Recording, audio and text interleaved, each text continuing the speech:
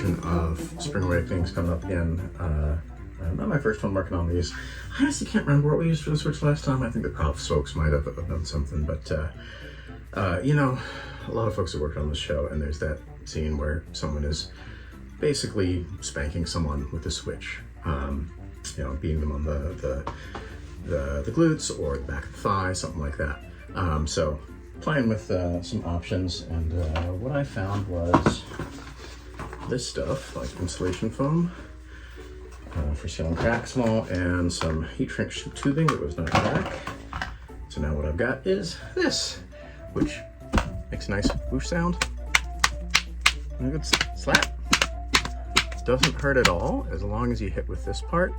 Mildly annoying if you hit with the heat shrink tubing part. Then it's kind of like a standard like LARP thing where it's, you know, like a foam bat or something. It's going to be obnoxious, not deadly, but obnoxious.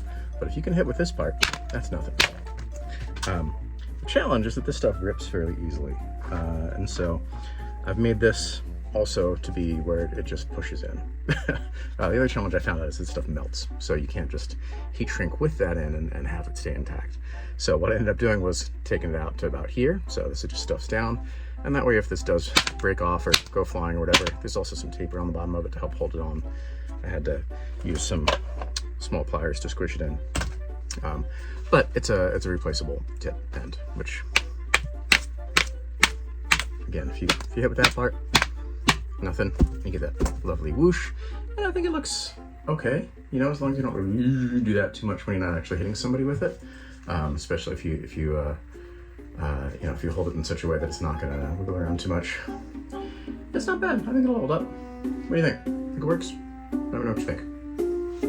Until next time, Kevin, No Way Flex, I'm your LLC. Stay safe, stay sane, stay healthy, and have fun.